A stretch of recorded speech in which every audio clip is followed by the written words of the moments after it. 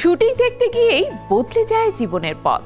নায়ক হওয়ার স্বপ্ন ছিল না, তবু একের পর এক সুপারহিট সিনেমায় হয়ে ওঠেন দর্শকের প্রিয় মুখ।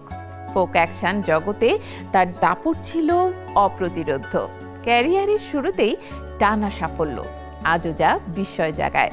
এমন গল্প কি শুধু সিনেমায় নাকি বাস্তবেও সম্ভব?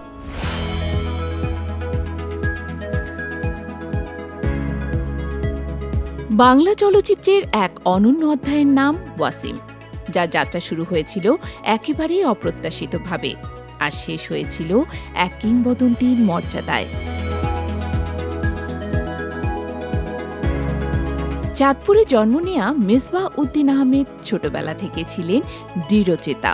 অভিনয় নয়, তার স্বপ্ন ছিল ভিন্ন, শরীরচর্চা আর শৃঙ্খলাবদ্ধ জীবনে নিজেকে গড়ে তোলা। সেই পথেই তিনি ১৯৬৪ সালে অর্জন করেন মিস্টার ইস্ট পাকিস্তান খেতাব। কিন্তু ভাগ্যের চাকা ঘুরে যায় একদিকে, যখন নিছক কৌতূহল নিয়ে তিনি একটি সিনেমার শুটিং দেখতে যান। সেই মুহূর্তেই বদলে যায় তার জীবনের গতি।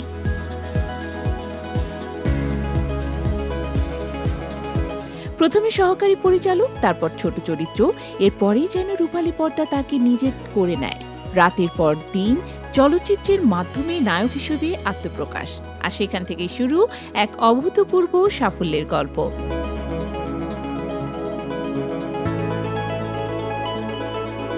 ক্যারিয়ারের প্রথম 5টি সিনেমাই সুপারহিট, যা আজও বিরল এক রেকর্ড। এমনকি একই দিনে মুক্তি পাওয়া 2টি ছবিতেই নিজের সঙ্গে প্রতিযোগিতা করে জয়ী হয়েছিলেন তিনি। 70 ও 80 দশকে ফোক, ফ্যান্টাসি ও অ্যাকশন ধারার সিনেমায় তিনি হয়ে ওঠেন এক ছত্র সম্রাট। তার অভিনয়ে ছিল শক্তি, উপস্থিতিতে ছিল আলাদা এক কারিশমা, যা দর্শকদের বারবার হলে টেনে নিয়েছে। দ্য রেইন চলচ্চিত্রটি তার ক্যারিয়ারে মোড় ঘুরিয়ে দেয়, যা শুধু দেশে নয়, বিশ্বের 46টি দেশে মুক্তি পেয়ে তাকে আন্তর্জাতিক পরিচিতি এনে দেয়। বাহাদুর, দোস্ত দুশমান, সওদাগর, নরম গরম, ইমান, মিস ললিতা, চন্দনদ্বীপের রাজকন্যা, একটির পর একটি সফল সিনেমা তাকে পৌঁছে দেয় জনপ্রিয়তার শীর্ষে। নায়িকা অলিভিয়া, অঞ্জু ঘোষ ও শাবানার সঙ্গে তার জুটি ছিল দর্শকদের বিশেষ প্রিয়। প্রায় 1.5 শতাধিক চলচ্চিত্রে অভিনয় করে তিনি প্রমাণ করেছেন জনপ্রিয়তা কেবল ভাগ্যের বিষয় নয়, এটি কঠোর পরিশ্রম ও ব্যক্তিত্বের ফল। অভিনয়ের পাশাপাশি প্রযোজনাতেও হাত দেন তিনি, যদিও সেখানে খুব বেশি সাফল্য পাননি। তবুও তার সাহসী উদ্যোগ প্রমাণ করে তিনি সব সময় নতুন কিছু করার চেষ্টা করেছেন।